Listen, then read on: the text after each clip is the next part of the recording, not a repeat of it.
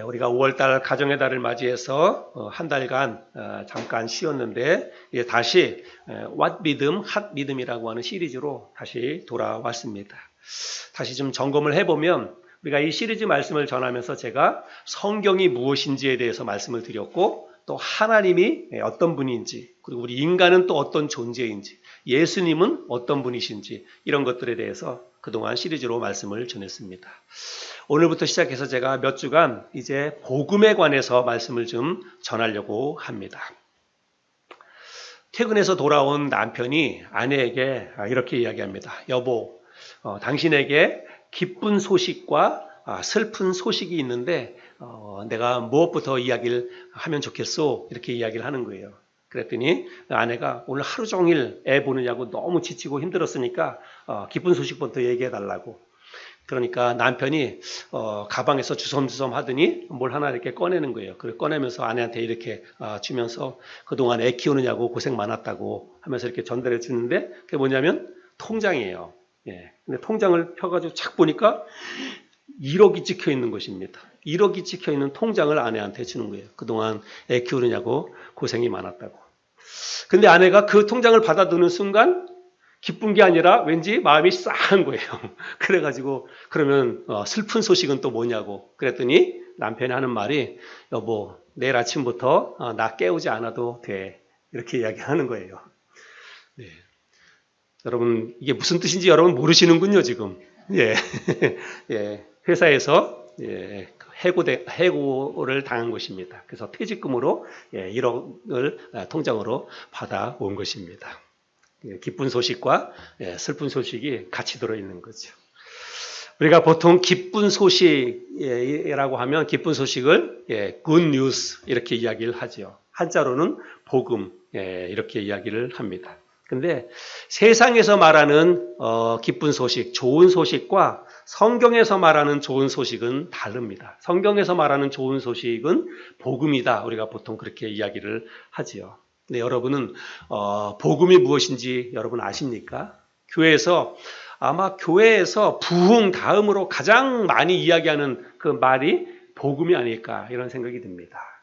근데 실제적으로 교회 생활하면서 복음이라고 하는 말을 많이 듣고 많이 쓰지만 복음이 무엇이냐 이렇게 물어보면 그것에 대해서 명확하게 이렇게 설명을 잘 못합니다. 설명을 잘 못한다는 것은 정확하게 알지 못한다는 그런 뜻이 되기도 하지요. 복음이 무엇인지를 아는 것은 여러분 대단히 중요합니다. 왜냐하면 우리가 하는 이 신앙생활의 참된 의미와 그리고 신앙생활의 기쁨이 다 이 복음 속에 들어있기 때문에 그렇다는 것입니다. 그래서 내가 이 복음이 무엇인지를 정확히 알고 있어야 신앙생활의 의미도 우리가 새롭게 발견하는 것이고 또 신앙생활도 기쁘게 즐겁게 잘 할 수가 있습니다. 오늘부터 나누는 말씀을 통해서 복음이 무엇인지를 우리가 제대로 정확하게 깨닫게 되는 그런 시간이 될 수 있기를 바랍니다. 자, 오늘 우리가 읽었던 로마서 말씀 한 절 한 절 말씀을 읽어가면서 복음이 무엇인지에 대해서 함께 좀 살펴보기를 원합니다. 먼저 1절 말씀을 한번 볼까요? 우리 같이 한번 읽겠습니다. 1절 시작. 예수 그리스도의 종 바울은 사도로 부르심을 받아 하나님의 복음을 위하여 택정함을 입었으니 이 말씀에 보니까 사도 바울이 자기 자신이 복음을 위해서 사도로 부르심을 받았다 이렇게 이야기를 하고 있습니다. 그런데 여기 말씀을 자세히 보면 그냥 복음 이렇게 이야기하지 않고 하나님의 복음을 위하여 이렇게 이야기를 하고 있습니다. 그래서 하나님의 복음 이렇게 표현을 하고 있는데 왜 그런지 우리가 그 이유를 알아야 됩니다. 왜 그냥 복음을 위해서 내가 하나님으로부터 부르심을 받았다라고 이야기하지 않고 하나님의 복음을 위하여 부르심을 받았다라고 이렇게 이야기를 하냐면 이 당시에 사도 바울이 이런 사역을 할 당시에 지금 우리가 읽는 성경이 로마서이잖아요. 이 로마서는 로마에 있는 신실한 그리스도인들에게 보낸 편지입니다. 그런데 그 당시에 로마에는 하나님의 복음 말고 다른 복음이 또 있었어요. 예. 그래서 사도 바울이 그것과 구별하기 위해서 하나님의 복음이라고 이렇게 일부러 이야기를 했다는 것입니다. 그 당시에 로마에 있었던 하나님의 복음 말고 다른 복음은 무엇이었냐면 바로 가이사의 복음이었습니다. 가이사의 복음. 여러분 가이사는 여러분들이 아는 것처럼 로마 황제를 가리키는 칭호입니다. 헬라어로는 카이사르 이렇게 표현합니다. 위에 있는 게 헬라어 단어인데요. 카이사르. 이 카이사르 헬라어를 그냥 음역을 그대로 가져와서 라틴어로 라틴 말로 카이저 이렇게 표현을 한 것이고 영어로는 영어 방언으로는 시저라고 발음을 하기도 하고 그렇지요. 아무튼 로마 황제를 통칭해서 카이사르라고 표현하는데 로마 황제 카이사르가 전쟁에서 승리한 후에 로마 시민들에게 뭐라고 얘기했냐면 너희들에게 이 황제가 이 로마의 평화를 가져왔다라고 이야기를 하고 사람들에게 그렇게 소문을 퍼뜨리도록 황제가 이렇게 명을 내렸습니다.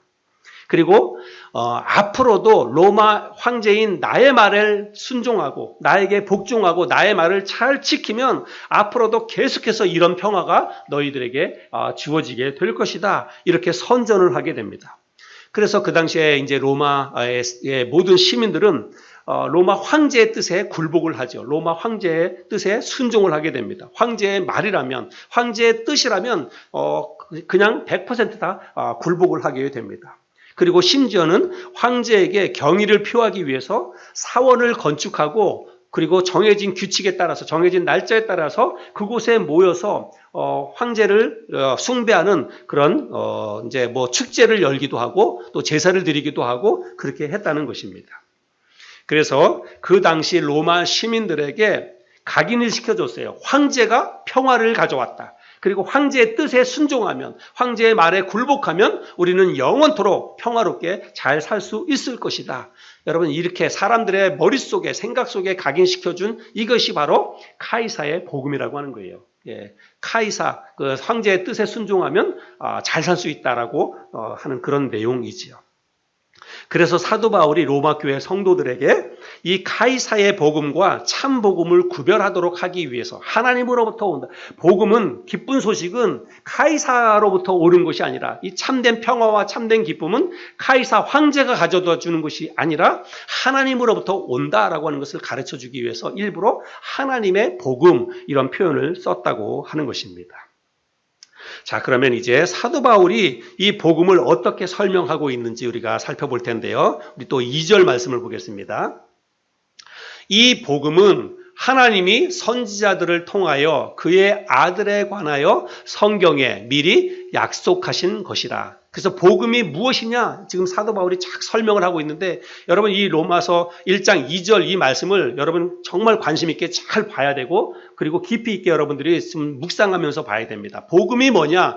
이 한 구절 속에 복음을 설명하는 내용이 다 들어있다라고 봐도 과언이 아닙니다.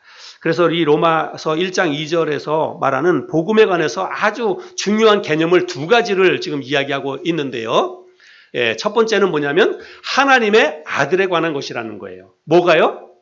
복음이 뭐냐면 복음은 하나님의 아들에 관한 것이다 라고 하는 게 첫 번째고 또 하나는 뭐냐면 그것이 선지자들을 통하여 성경에 미리 약속되어 있다는 것입니다.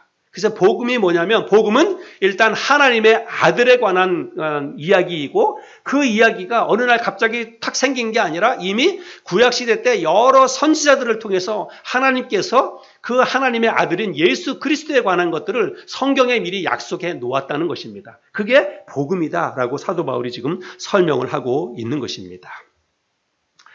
그래서 복음은 하나님의 아들인 예수 그리스도에 관한 것이고 그것은 미리 구약에 있는 여러 선지자들을 통해서 하나님께서 예수 그리스도에 대한 이야기를 이미 구약의 선지자들을 통해서 약속으로 기록해 놓으셨다는 거예요. 그런데 우리가 구약 성경을 읽어보면 구약 성경에는 예수 그리스도라고 하는 말이 한 번도 등장하지 않아요. 구약 성경에는 예수님에 대한 호칭이라든지 예수님에 대한 그런 이야기가 없습니다. 그러나 구체적으로 예수 그리스도에 대한 표현은 없지만 구약의 여러 선지자들을 통해서 예수 그리스도에 관한 이야기들을 하나님께서 선지자들을 통해서 이미 약속으로 주셨다라고 하는 것입니다. 그 선지자들 가운데 한 사람이 누구냐면 예레미야라고 하는 선지자입니다. 예레미야 우리 성경을 한 두 곳 읽어볼 텐데요. 예레미야 23장 5절 6절 말씀을 제가 읽어보겠습니다. 여호와의 말씀이니라. 보라, 때가 이르리니 내가 다윗에게 한 의로운 가지를 일으킬 것이라. 그가 왕이 되어 지혜롭게 다스리며 세상에서 정의와 공의를 행할 것이며 그의 날에 유다는 구원을 받겠고 이스라엘은 평안히 살 것이며 그의 이름은 여호와 우리의 공이라. 일컬음을 받으리라. 그래서 다윗의 후손에 대한 이야기를 하고 있고요. 그 다음에 또 33장 15절도 보겠습니다. 그날 그때에 내가 다윗에게서 한 공의로운 가지가 나게 하리니 그가 이 땅에 정의와 공의를 실행할 것이라. 그래서 다윗을 통해서 어떤 한 사람이 태어나게 될 것인데 그가 바로 이스라엘의 왕이 될 것이고 정의와 공의를 행하게 될 것이다. 이렇게 예레미야 선지자를 통해서 하나님이 약속으로 이런 말씀을 하셨다는 것입니다. 자, 그 다음에 미가 선지자도 같은 내용의 말씀을 하고 있는데요. 미가서 5장 2절을 읽어보겠습니다. 베들레헴 에브라다야, 너는 유다 족속 중에 작을지라도 이스라엘을 다스릴 자가 내게서 내게로 나올 것이라. 그의 근본은 상고의 영혼에 있느니라. 이 말씀을 보면 이스라엘 유다 민족을 다스릴 자가 어디에서 나온다는 거예요? 베들레헴에서, 유다 족속 가운데에서 가장 작은 그 마을이었던 유다 베들레헴에서 이스라엘 민족을 다스릴 자가 나올 것이다. 이렇게 예언을 해주셨다는 거예요. 누구를 통해서? 미가 선지자를 통해서. 그래서 우리가 아는 것처럼 예수 그리스도께서는 이스라엘의 아주 가장 작은 마을이었던 베들레헴에서 예수 그리스도가 나오는 거죠. 구체적으로 예수 그리스도라고 하는 이런 이름을 호칭하지는 않았지만 이런 선지자들을 통해서 예수 그리스도께서 이 땅에 오실 것을 미리 약속을 해주셨다는 것입니다.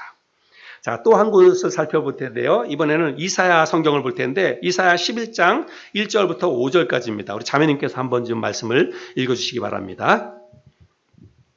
이새의 줄기에서 한 싹이 나며 그 뿌리에서 한 가지가 나서 결실할 것이요 그의 위에 여호와의 영 곧 지혜와 총명의 영이요 모략과 재능의 영이요 지식과 여호와를 경외하는 영이 강림하시리니 그가 여호와를 경외함으로 즐거움을 삼을 것이며 그의 눈에 보이는 대로 심판하지 아니하며 그의 귀에 들리는 대로 판단하지 아니하며 공의로 가난한 자를 심판하며 정직으로 세상에 겸손한 자를 판단할 것이며 그의 입에 막대기로 세상을 치며 그의 입술의 기운으로 악인을 죽일 것이며 공의로 그의 허리띠를 삼으며 성실로 그의 몸의 띠를 삼으리라. 네, 여러분 이 말씀에 보면 이새의 뿌리에서 한 왕이 나서 그 다음에 우리가 읽었던 말씀처럼 이 세상을 다스리고 주관하게 될 것이다. 이렇게 말씀을 하고 있습니다. 여러분 이새는 누구예요? 이새는 우리가 아는 것처럼 다윗의 아버지입니다. 그래서 결국은 다윗의 후손을 통해서 이 땅을 다스릴 이스라엘 민족뿐만 아니라 이 땅을 다스릴 한 왕이 나올 것이다 라고 하는 것을 이미 구약에 있는 여러 선지자들을 통해서 하나님이 약속으로 이런 말씀을 해 주셨다는 거예요. 그래서 우리가 아는 것처럼 복음이 뭐냐면 복음은 하나님의 아들인 예수 그리스도에 관한 것인데 그것을 하나님께서 구약의 여러 선지자들을 통해서 이미 성경에 약속해 주셨다라고 하는 것입니다. 그래서 우리가 복음이 무엇인지를 정확히 알려면 하나님이 약속해 주신 아들에 대해서 우리가 알아야 됩니다. 하나님의 아들에 관한 것이라고 그랬잖아요. 하나님의 아들이신 예수 그리스도에 대해서 우리가 알아야 되는데 예수 그리스도에 대해서 성경에서 뭐라고 기록하고 있는지 그게 곧 복음이다라고 하는 것입니다. 자, 3절, 4절 말씀을 읽어볼 텐데요. 이번에는 3절, 4절 말씀을 우리 공동 번역 성경으로 제가 한번 읽어보겠습니다. 그것은 다름 아닌 하나님의 아들에 관한 소식입니다. 그분은 인성으로 말하면 다윗의 후손으로 태어나신 분이며 거룩한 신성으로 말하면 죽은 자들 가운데서 부활하심으로써 하나님의 권능을 나타내어 하나님의 아들로 확인되신 분입니다. 그분이 곧 우리 주 예수 그리스도이십니다.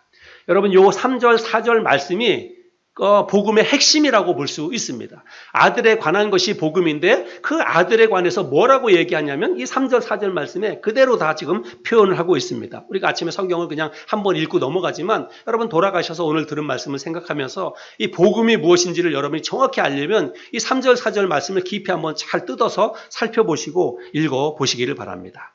그래서 이 하나님의 아들에 대해서 이야기하고 있는데 하나님의 아들이 첫 번째로는 다윗의 혈통에서 나실 것이다 라고 말씀을 하고 있어요. 그것은 우리가 앞에서 제가 읽어봤죠. 예레미야 선지자나 미가 선지자, 이사야 선지자를 통해서 다윗의 후손으로 이 땅에 한 왕이 올 것에 대해서 하나님이 기록을 해 놓으셨다라고 하는 것을 이미 말씀을 드렸죠. 그 다음에 이제 거룩한 신성으로 말하면 예수가 어떤 분이냐라고 말하고 있는데 첫 번째로는 죽은 자들 가운데서 부활하신 분이다. 그렇게 이야기하고 있습니다. 많은 사람들이 복음이 무엇이냐라고 이야기할 때 복음은 예수 그리스도가 우리의 죄를 위해서 십자가에 달려 돌아가셨다. 그래서 우리가 그 예수를 믿으면 구원받습니다. 그게 복음입니다. 이렇게 이야기를 많이 합니다. 여러분 틀린 말이 아니에요. 그게 맞는 말입니다. 복음은 예수 그리스도가 우리를 위해서 이 땅에 오셔서 우리의 죄를 위해서 십자가에 달려 돌아가신 것. 그래서 그 예수 그리스도를 믿을 때 우리가 구원받고 하나님의 자녀가 된다고 하는 그 소식이 바로 복음이지요. 그런데 복음에 대해서 우리가 단지 저 십자가의 은혜, 십자가만 생각하면 그거는 복음에 대해서 절반밖에 모르는 것이다. 저는 그렇게 생각을 합니다. 여러분 복음에 대해서 우리가 잊지 말고 기억해야 될 것은 부활에 관한 것이다 라고 하는 것입니다. 예수 그리스도께서 죽은 자들 가운데서 다시 살아나셨다. 부활하신 분이다. 여러분 이게 바로 복음이라고 하는 것입니다. 그래서 부활을 빼면 여러분 가만히 생각해보면 부활을 빼면 사실은 기독교는요 아무것도 아닙니다. 그야말로 안고 없는 찐빵과 같다라고 할 수 있어요. 예수님의 부활이 없었다면 여러분 우리의 믿음과 우리의 소망은 다 헛것입니다. 왜냐하면 죽음으로 모든 게 끝나버리기 때문에 그래요. 그냥 이 땅을 사는 동안에만 우리의 마음의 평화를 누린다든지 뭐 기쁘게 생활한다든지 여러분 그거는 온전한 복음이 될 수 없습니다. 죽음으로 끝난다고 한다면. 그러나 예수님은 죽은 자들 가운데서 부활하셨습니다. 그래서 우리에게 그 부활에 대한 소망과 그리고 지금 예수님께서 부활하셔서 하나님 보좌 우편에 앉아 계시고 지금도 여전히 살아 계세요. 앞으로도 영원토록 살아가실 것입니다.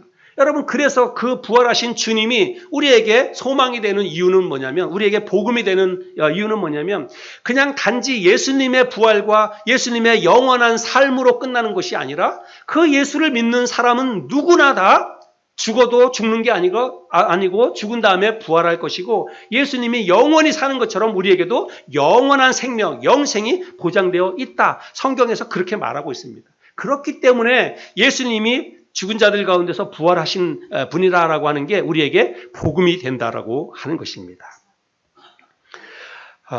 그 다음에 또 뭐라고 얘기하냐면 예수님은 하나님의 아들로 선포되었다라고 말하고 있습니다. 여기에 선포되었다라고 하는 말을 공동번역 성경에서는 확인되었다, 하나님의 아들로 확인되었다 이렇게 번역하고 있고 표준 새번역 성경에서는 하나님의 아들로 확정되었다 이렇게 번역을 하고 있습니다.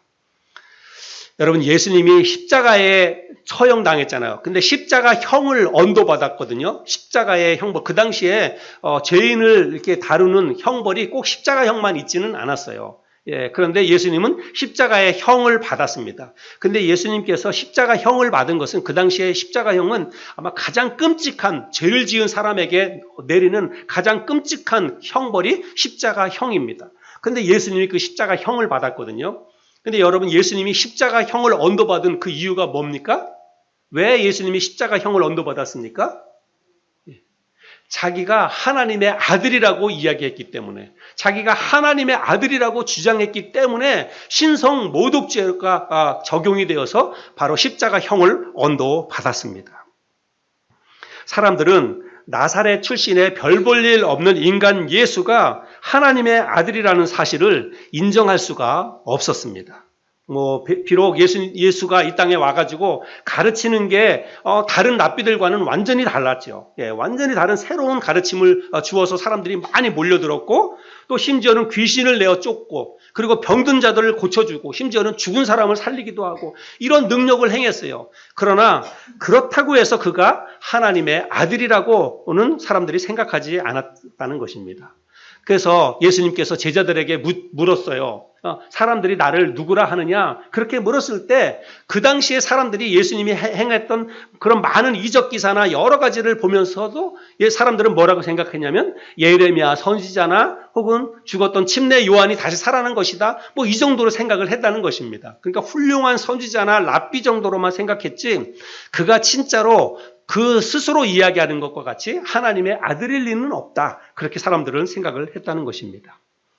그런데 예수님은 하나님의 아들이시죠. 그리고 예수님께서 하나님의 아들로 확정되시고 사람들에게 하나님의 아들이라고 확인이 되었는데 그것은 무엇을 통해서 그렇게 확인이 되었고 확정이 되었냐면 뭐 귀신을 내어 쫓거나 뭐 안진뱅이를 일으키거나 이적 기사를 행한 것 그것을 통해서가 아니라 부활을 통해서 하나님의 아들로 확인되셨다. 확증이 되었다. 성경에서 지금 그렇게 말씀을 하고 있습니다. 여러분 이 부활이라고 하는 것은 우리가 교회에서 많이 듣고 자주 들어서 우리가 그거를 아주 뭐 좀 쉽게 생각할 수 있지만 부활이라고 하는 것은 예수님께서 부활하시기 전까지만 해도 한 사람도 역사 이래로 한 사람도 부활한 사람이 없었어요. 그리고 예수님이 십자가에 달려 죽으시고 부활하신 이후에도 지금까지도 2000년이 지난 지금까지도 인류 역사 속에서 예수님처럼 죽은 지 3일이 지나고 나서 부활하시고 그리고 지금까지도 계속 살아계신 그런 일들은 전대미문의 사건이라고 하는 것입니다. 예수님만이 유일하게 부활하셨다는 사실이에요. 그래서 여러분 사람들이 믿든 안 믿든 상관없이 우리가 믿고 따르는 내가 믿고 섬기는 그 예수님이 바로 하나님의 아들이라는 사실인데 그 하나님의 아들이라고 하는 것이 어떻게 확증되셨냐면 부활을 통해서 확증되셨다는 사실입니다. 여러분 이것이 우리에게 복음이 된다고 하는 것이죠. 그 다음에 또 성경에서 뭐라고 얘기하냐면 예수님에 대해서 뭐라고 얘기하냐면 그 예수는 바로 우리의 주와 그리스도가 되신다라고 말하고 있습니다. 예. 부활을 통해서 하나님의 아들로 확정되신 그분이 바로 우리의 주와 그리스도가 되신다. 그렇게 사도 바울이 이야기를 하고 있다는 거예요. 사도행전 2장 말씀에 보면 요즘 우리가 계속해서 사도행전 말씀을 묵상하고 있는데 사도행전 2장에 보면 오순절날 성령이 임하고 나서 베드로가 여러 사람이 모인 곳에서 설교를 합니다. 긴 장문에서 설교를 하는데 그 설교 가운데 베드로가 뭐라고 얘기하냐면 2장 36절에 그러므로 이스라엘의 온 백성은 분명히 알아두시오. 여러분이 십자가에 못 박아 죽인 이 예수를 하나님께서는 우리의 주님이 되게 하셨고 그리스도가 되게 하셨습니다. 예, 그래서 사람들이 십자가에 못 박아 죽인 그 예수를 하나님은 우리의 주와 그리스도가 되게 하셨다. 이렇게 이야기를 하고 있습니다. 그래서 예수님은 당신을 믿고 따르는 자들에게 주와 그리스도가 되신다라고 말하고 있는 거예요. 여러분 주라고 하는 거는 우리가 아는 것처럼 주는 주인 주자를 써서 그 주인이라는 뜻입니다. 주님이라고 하는 뜻이죠. 그래서 예수를 믿는 사람들은 여러분 우리가 주님을 뭐 예수님이라고 하기도 하지만 기도할 때 주님, 찬양을 부를 때도 주님 이렇게 부르잖아요. 그래서 기도할 때 주님 이렇게 하는 거는 그냥 우리가 호칭으로만 주님 이렇게 하는 게 아닙니다. 우리가 뭐 그냥 강아지 이름 부르듯이 그냥 주님 이렇게 불러서는 안 돼요. 내가 예수님을 주님이라고 고백하고 주님이라고 부르는 것은 내 인생의 주인이 이제 바뀌었다는 것입니다. 내가 내 인생의 주인이 되어서 내 마음대로 생각하고 내 마음대로 인생을 살아갔지만 예수를 믿는 그 순간부터는 이제 내 인생의 주인이 내가 아니라 예수님이 나의 인생의 주인입니다. 나는 이제부터는 예수님 당신을 나의 주인으로 고백하고 주인으로 믿고 내가 따르겠습니다. 이런 고백이 담긴 표현이 바로 주님이라고 하는 표현입니다. 그래서 예수를 믿고 섬기는 사람들은 이제는 인생의 주인이 바뀌는 거예요. 여러분 우리가 예수를 믿었다. 나는 이제부터 예수를 믿기로 작정했습니다. 이 표현은 뭐냐면 나는 이제부터 난 죽어도 난 천국 간다. 단지 그것만 이야기하는 게 아닙니다. 우리가 예수를 믿었다는 것은 그냥 나는 이제는 죽어도 나는 천국 가는 것. 물론 당연히 예수 믿고 우리 천국 가니까 예수를 믿었다는 것은 천국 간다라고 하는 그런 표현이 될 수도 있습니다. 그러나 그것만 가지고는 안 돼요. 내가 예수를 믿었다는 것은 나는 이제부터 내 인생의 주인이 내가 아니라 예수님으로 바뀌었다는 그런 고백이 들어가야 된다는 것입니다. 그래서 실제로로 입술로만이 아니라 삶이 바뀌어야 되는 거예요. 내 인생, 내가 내 자신을 의지하고 내 자신을 믿고 살아가는 게 아니라 예수님을 믿고 예수님을 의지하고 살아간다는 것입니다. 여러분, 어떤 게 더 복된 인생일까요? 어떤 게 더 안정된 삶일까요? 내가 내 자신을 인정하고 내 자신을 믿고 내 자신의 힘과 내 자신의 능력을 인정하고 또 그것을 믿고 살아가는 게 더 내 삶이 복이 될까요? 내 삶이 안정적일까요? 아니면 천지우주 만물을 창조하신 그 하나님, 그 하나님의 인간의 몸을 입고 이 땅에 오신 분이 바로 예수님이고 하나님의 아들이신 예수님인데 그 전능하신 그 예수님을 나의 주인으로 믿고 내가 그분을 믿고 따라가는 게 여러분 더 안정적이고 더 복된 삶일까요? 여러분이 한번 생각해 보시기를 바랍니다. 그래서 내가 예수 그리스도가 내 삶의 주인이 되었다는 게 왜 그게 복음이냐면 여러분 나는 능력이 없어도 나는 할 수 있는 게 너무 많이 없어도 여러분 예수 그리스도는 내 삶의 주인이 되어 주셔서 내가 이루지 못한 것, 내가 할 수 없는 모든 것들을 다 이루어 주실 수 있는 분이기 때문에 그 주님이 바로 나의 주인이 되었다는 게 바로 복음 아닙니까?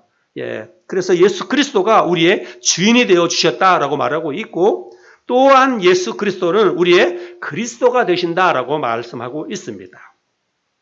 여러분 그리스도가 무슨 뜻일까요? 그리스도. 여러분 그리스도라고 하는 것은 기름 부음을 받은 자라고 하는 뜻입니다. 기름 부음을 받은 자. 하나님으로부터 기름 부음을 받았다라고 하는 뜻이에요. 하나님으로부터. 그런데 이 기름 부음을 받은 자 그리스도 우리가 이제 우리 성경에서는 그리스도라고 표현하고 있지만 이 그리스도라고 하는 말을 히브리 말로는 마시아흐라고 하는 단어가 쓰였고 마시아흐 이 마시아흐라고 하는 말을 아람어로는 메시아라고 이렇게 표현을 하고 있습니다. 그래서 여러분 그리스도라고 하는 말은 바로 메시아라고 하는 그런 뜻입니다. 그래서 예수를 믿는 사람들에게 예수님은 무엇이 된다는 뜻이에요? 메시아가 되어 주신다는 뜻입니다. 메시아. 마태복음 1장 21절 말씀에 보면 아들을 낳으리니 이름을 예수라 하라. 이는 그가 자기 백성을 그들의 죄에서 구원할 자이심이라 하니라. 여러분 예수라고 하는 이름의 뜻이 뭐냐면 자기 백성을 그들의 죄에서 구원할 자. 그게 바로 예수의 이름의 뜻입니다. 그래서 예수 그리스도는 뭐냐면 자기 백성을 구원하기 위해서 이 땅에 오신 메시아. 그게 바로 예수 그리스도의 이름의 뜻이라고 하는 것입니다. 여러분 예수 믿는 사람들에게 예수님은 어떤 존재가 되어주시냐면 그 예수 믿는 사람들의 죄를 용서해 주시고 죄 문제를 해결해 주시기 위해서 이 땅에 오신 메시아가 되어주신다는 뜻입니다. 그러니까 여러분 이 예수 그리스도가 바로 우리에게 그래서 복음이 된다고 하는 뜻이지요. 예수님은 자신을 믿고 따르는 모든 사람에게 주와 그리스도가 되어 주십니다. 그래서 이게 바로 우리에게 복음이 된다고 하는 것이죠. 예수님에 관한 제가 말씀드렸던 이 세 가지 사실을 우리가 정확히 이해하고 알고 있어야 복음을 제대로 이해한다고 말할 수 있는 거예요.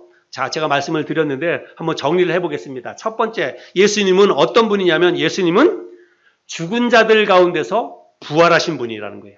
죽은 자들 가운데서 부활하신 분. 그리고 두 번째는 그 부활을 통해서 하나님의 아들로 확정되셨다. 하나님의 아들로 선포되셨다라고 하는 것입니다.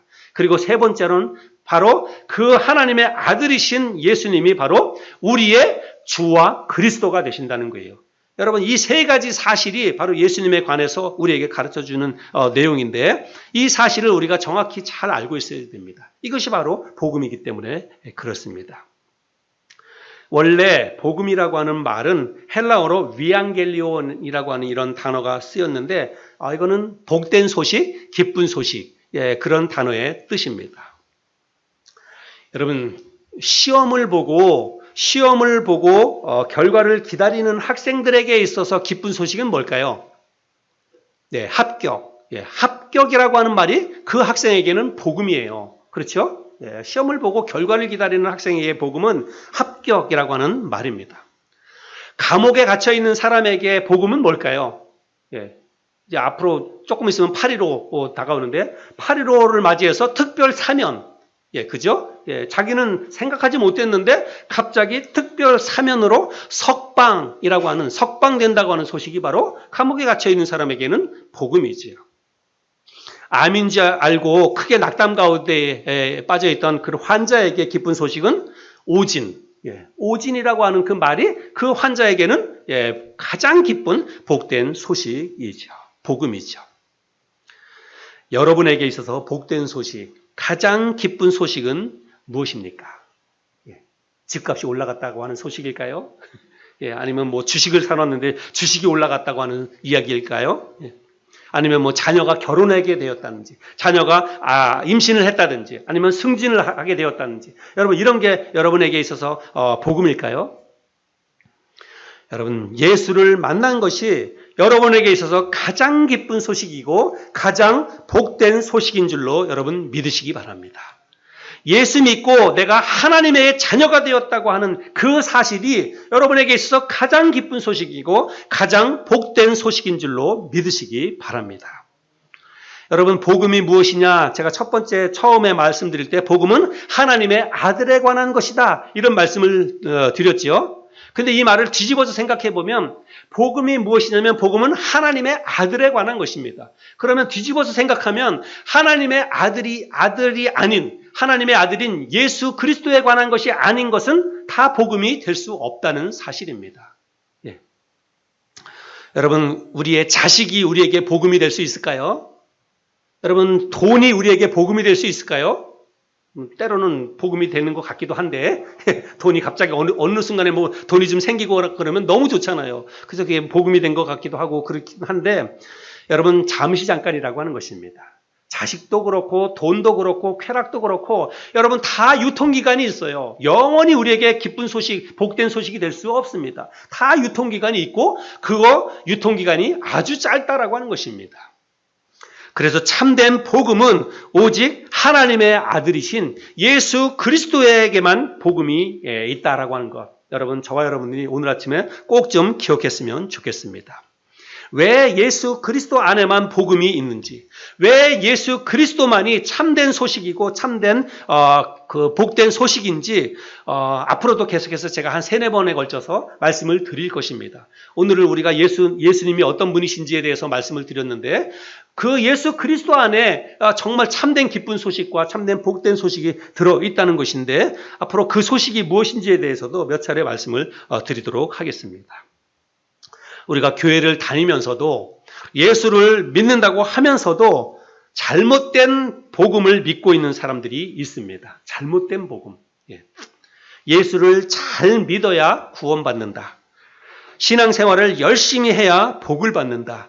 물론 그렇게 해야 됩니다. 예수 믿는 사람들은 예수 잘 믿고 신앙생활 열심히 해야 합니다. 그러나 예수를 잘 믿어야 구원받는다든지 신앙생활을 열심히 해야만 복을 받는다든지, 여러분, 이것은 잘못된 복음입니다.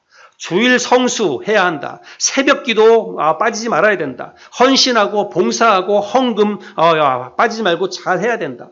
물론 우리가 참된 신앙인이라면 그런 거 잘 해야 돼요. 그게 마땅한 도리입니다. 그러나 그런 것들을 해야 구원받는다라고 말하는 것은 그거는 진짜 복음이 아닙니다. 여러분, 복음이 제가 뭐라 그랬어요? 복음은 하나님의 아들에 관한 것이다라고 말하지 않았습니다.